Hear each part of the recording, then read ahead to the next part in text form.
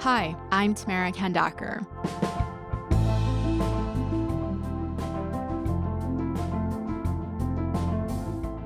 And yes, there are people who are hurting, and there are people who are lashing out. And we need to be there to reassure them that they're going to be able to succeed, that their kids and their communities are going to be able to succeed, even though the world is changing in very scary ways. So yesterday, at a childcare announcement ahead of this week's Liberal cabinet retreat in Charlottetown, a reporter with the Canadian Press asked the Prime Minister about the bumper stickers. You've probably seen the ones. This past weekend, I was camping with my family, and there was a vehicle it was our neighbor's basically, and it had a bumper sticker on it with your name and an expletive, which I had to explain to my children. She asked Justin Trudeau if he'd considered whether he'd become a liability. Politics is never going to be a game of unanimous support.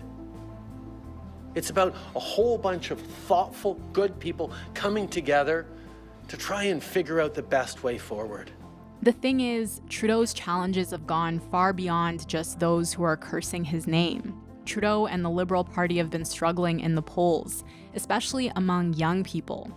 Abacus data says they're 10 points behind the Conservatives among millennials, many of whom are having a tough time dealing with the rising cost of living and lack of affordable housing. And I need someone to tell me the pros and cons of living in America, because at this point, Canada just ain't it. I'm working like 3 jobs right now, and I have been grinding it out, and I'm not even really saving that. I'm not saving anything, really. I can't stay here, but I can't move anywhere else, because anywhere else I move to, the landlords are just going to charge me like $2,500 a month in rent. So with the Liberal cabinet gathered this week, today I'm talking again with CBC senior writer Aaron Wary about how they're refocusing amid sinking poll numbers and how they can convince voters that they're the right government to help struggling Canadians.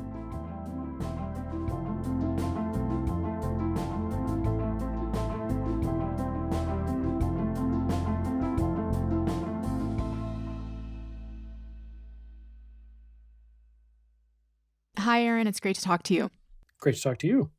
So the Liberal ministers are at their retreat in Charlottetown right now, and they're essentially going to be setting the agenda for Parliament in the fall. And what do we know about what they might be focused on?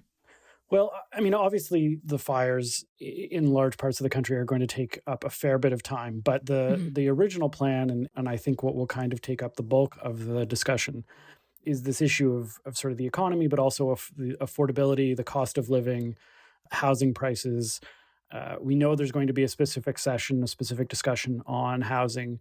We also know there's going to be a specific discussion on sort of, to use the term loosely, younger adults, sort of people in their 20s and 30s, the concerns they have about, not only buying a house, but, finding a job and dealing with sort of a changing economy and a changing planet. But it's really going to be this kind of affordability, cost of living, quote unquote, crisis, as people say, that I think is really going to dominate the discussion. Yeah.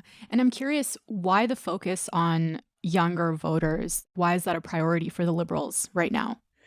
Well, I mean, first and foremost, it's been a strength of this government and this party in the past. Younger voters have tended to support Justin Trudeau. Justin Trudeau has made appealing to those voters a priority, putting youth issues on the table, trying to bring young voices into government. And we know from the opinion polling that right now millennials and Gen Z are starting to look at other parties and maybe even looking at the Conservatives. And that's a problem for the Liberals. If they want to get reelected, a lot of things have to go right for them. But one of the things that they have to get is the support of young people. And if young people aren't supporting this government, they've got all sorts of reasons to try to figure out how to win those voters back.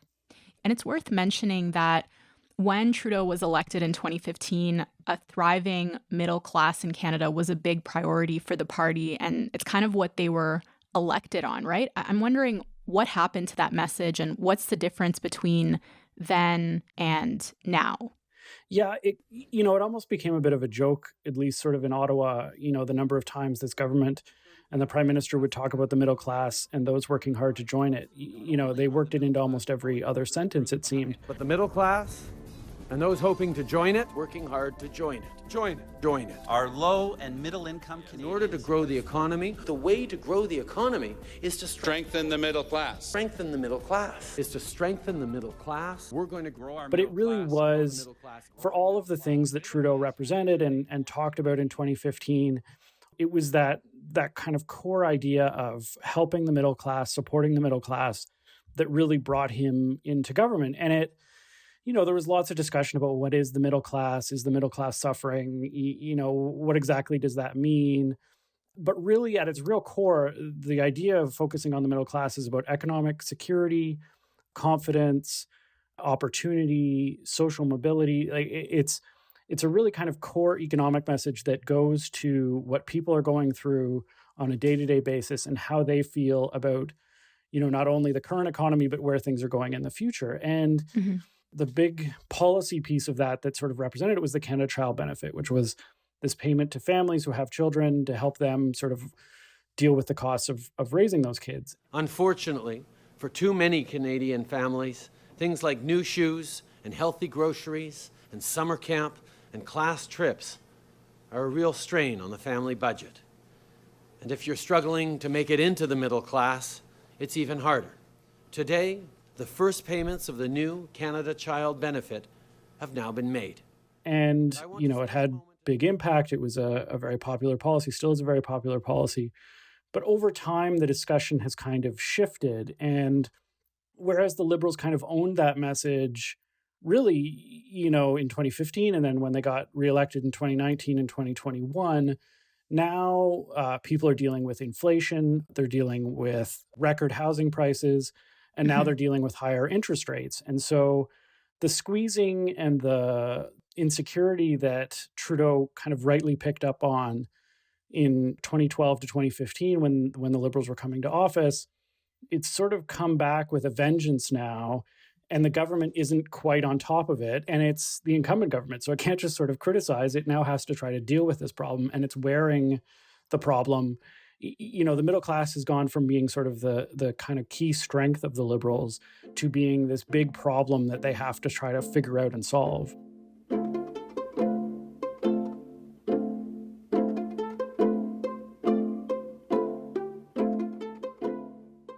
Yeah, and it obviously doesn't help that Pierre Poilievre's been going pretty hard at the Liberals on these issues, right? Yeah, he has, almost in the same way that Trudeau did in his years in opposition. Poilievre has very smartly seized right on those issues and gone very hard on those issues and sort of turned it around. So whereas in 2015, Trudeau was saying you need a more active, ambitious government to deal with these problems, Poilievre is now coming around and saying, actually, it's the ambitious, aggressive government, activist government that you've had for 8 years, which is causing all these problems. And now you need to come back to my side, which is much less government. I want to be careful, though, that we don't build more bureaucracy when we need to build more homes. Trudeau's increased federal housing budget to $89 billion a year. He's spending vastly more on so-called housing programs than any government ever, all to achieve a doubling in the actual cost. Admittedly, when I was housing minister, the taxpayer paid less for housing programs, but housing was affordable. Poilievre is a talented politician, and one of his strengths is seizing on these issues, figuring out which issues are really going to resonate. And we see that in opinion polling. Cost of living and housing affordability have shot way up in terms of public concern.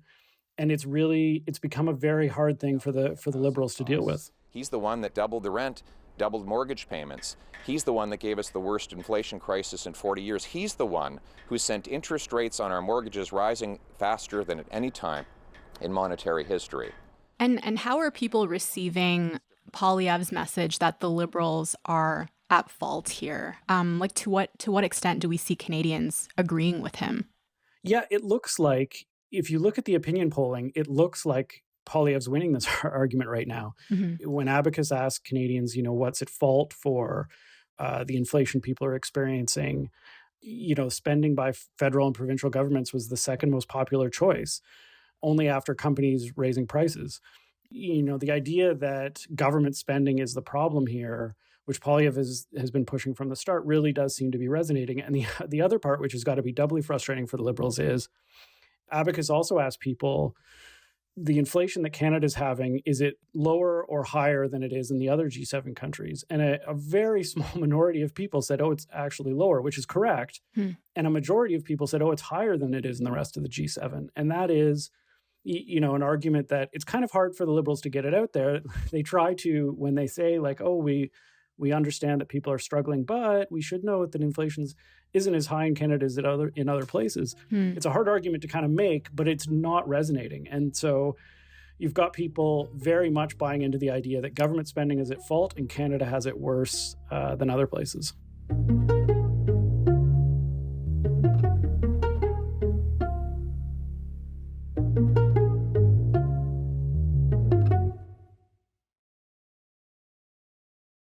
So last week, we saw the Liberals do something that could kind of be read as them trying to project financial responsibility. And it came out in this leaked letter from the new Treasury Board president, Anita Anand.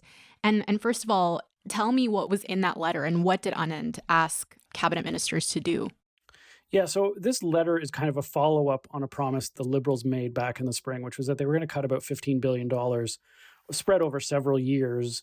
They wanted to cut back spending in certain areas, basically go through the books, figure out what spending they don't necessarily need to be doing, programs that aren't really priorities or aren't working, and try to repurpose that money. So they had committed to this spending review in the spring, and Anita Anand, in her new job, sent out this letter basically saying, no, we mean it. The rest of the cabinet ministers, you guys have to come forward with some ideas of how we're going to repurpose or eliminate this spending. And it's $15 billion in the context of a massive budget and a massive economy is maybe not a huge amount of money, but there's sort of a political message, which is this government is trying to be responsible with spending, which is not exactly a key part of their brand. It's something that's often been criticized.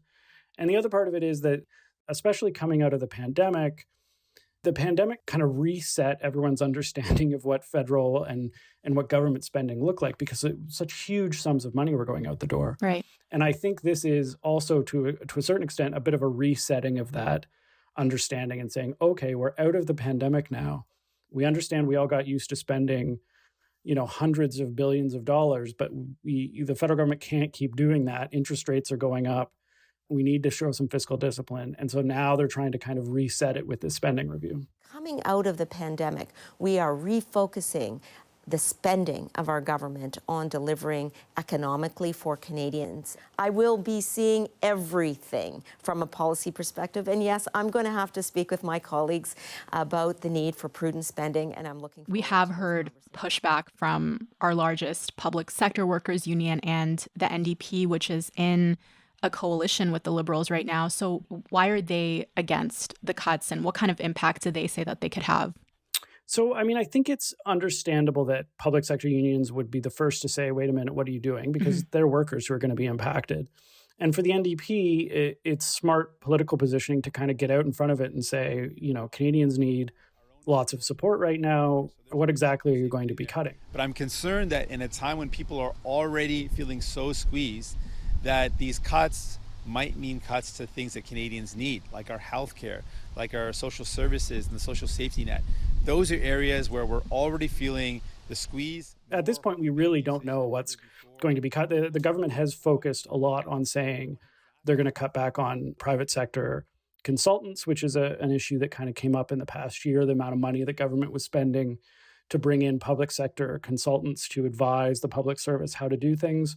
So I think that's kind of one area, but a fair bit of that money is going to have to come from other areas. And there are every government kind of knows a few examples of things where you think it's a harmless cut and then you make it and it turns out that you've, really stepped in it.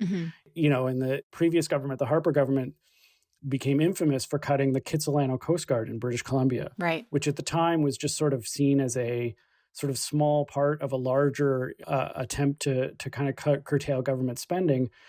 But it became this massive issue in that area, and it arguably cost them seats, and it became sort of this symbol of sort of callous cuts made to government spending. And, So even when it can seem like you're just kind of taking a bit of a haircut on government spending, for every government program, there's going to be somebody probably somewhere who thought it was a good idea or who was benefiting from it. And even smaller exercises in cutting government spending have a certain amount of political risk. And so, in addition to forcing the discipline on her fellow ministers, Anita Anand's also going to have to kind of go through this and make sure there aren't any political minefields that the government's about to step into. Right.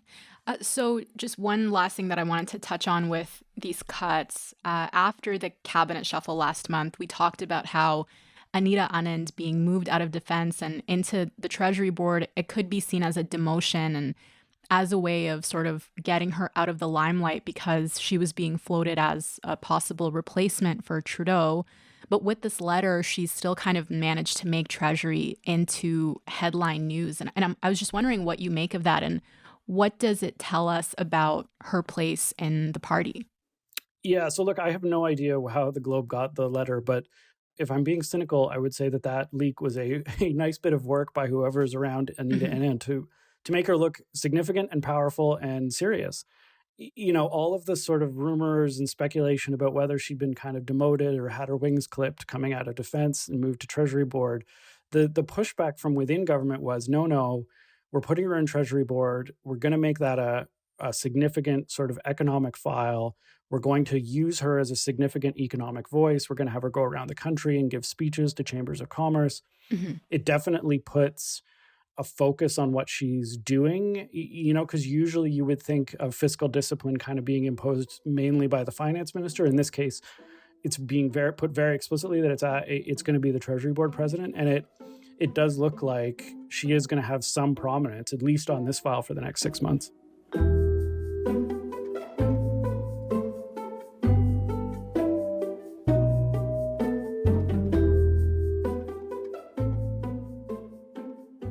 So a bit of a pivot.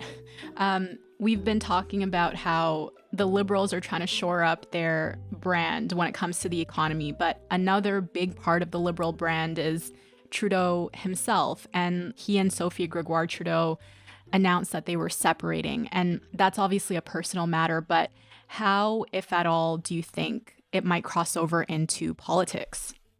It's hard to predict, but it feels safe to say it's surely going to have some kind of impact because, as much as Treasury Board president decisions and spending reviews are pretty significant, the amount of public interest in the separation of Justin Trudeau and his wife dwarfs any other political story this summer. It was intense. And that suggests to me that the public is closely watching and the public is interested, and that as much as, Justin Trudeau's celebrity or personal brand may have dimmed or changed or been scuffed over the last 8 years, it's still pretty strong. Mm-hmm. And there aren't a lot of precedents for this kind of situation. It's really hard to know whether it's going to have a political impact. It seems, to be honest, it seems even crass to speculate about whether it could have a political impact, but it's hard to get away from the idea that, the public's understanding of him and who he is has changed somewhat. And, that may dim after a while. Someone said to me, it's sort of like when one of your friends, and their wife get separated, there's a kind of intense interest, and then probably everybody just kind of gets used to it. And so maybe that's what'll happen this time. But, just based on the intense amount of public interest and even international interest in his relationship and in his personal life, and given how politicians are sort of expected to kind of put their personal life out there, I imagine it could have some impact, but I couldn't even hazard a guess of what kind of impact. Yeah, I was kind of curious about this. It seems like the political parties haven't really touched it. Correct me if I'm wrong, but the Liberals themselves doesn't seem like they've really said much beyond the announcement. But do we have a sense of how much people in Canada still care if a politician is married or not? I don't think we really know, because I think the examples are so few and far between. Mm-hmm. Almost every politician I've ever covered has been married, has almost always been a man, and has always projected family harmony and matrimonial love, and has never presented any kind of complicated picture. And, as much as we might say objectively, oh, it doesn't matter, politicians appear with their spouses, their kids all the time. It's not unreasonable for voters to say, I'm not just picking a set of policies, I'm picking a person. I want to know who this person is. So there's got to be some impact there, or some kind of, different sense of who Trudeau is maybe. But we aren't dealing with, other than his father and his mother, ironically and sadly enough, there really is not a long, list of literature that people can go, here are all the examples of times that this has happened and what it's meant politically. So we really are in a different place, and it may lead to a bit of a discussion about what exactly do we expect of politicians in their personal lives, and does it matter in the least? Could we have a completely single prime minister get elected? It'll be a discussion, and I don't think it'll necessarily fade quickly, but it's really hard to know exactly how this plays out.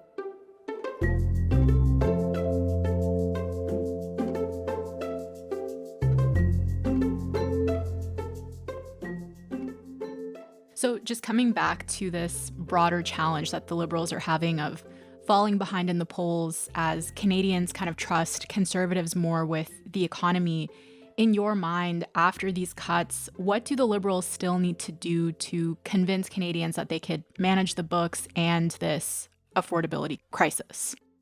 Yeah, I really think it comes back to the affordability thing. I mean, the middle class, if you go back to 2015 and you look at sort of how the middle class was as a part of that campaign that they ran, even back then, internal Liberal polling said, if you ask Canadians who's best to manage the quote unquote economy, people said Stephen Harper. Not by a huge margin, but they still said Stephen Harper. But then if you ask people who's going to do the most for the middle class, Justin Trudeau was ahead by a huge sum. And that not only kind of spoke to how effective that the Liberal campaign was in 2015 on that particular idea, but I think it really goes to what's a kind of major part of Trudeau's appeal, which is the idea that, he's not this serious Bay Street economic manager, but he is a guy who understands what people are going through and then takes the government, uses the powers and the spending of the federal government to make people's lives easier and to help people.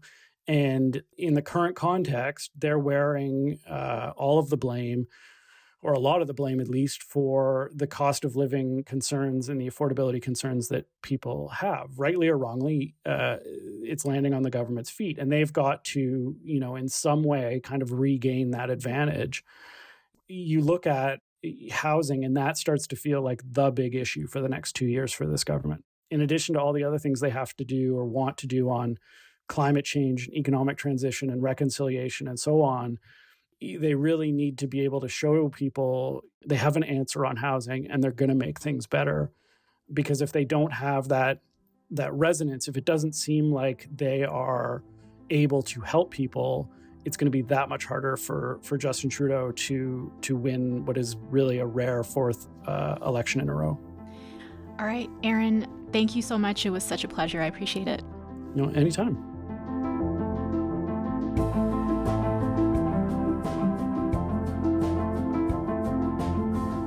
All right, that's all for today. I'm Tamara Kandaker. Thank you so much for listening, and I will talk to you tomorrow.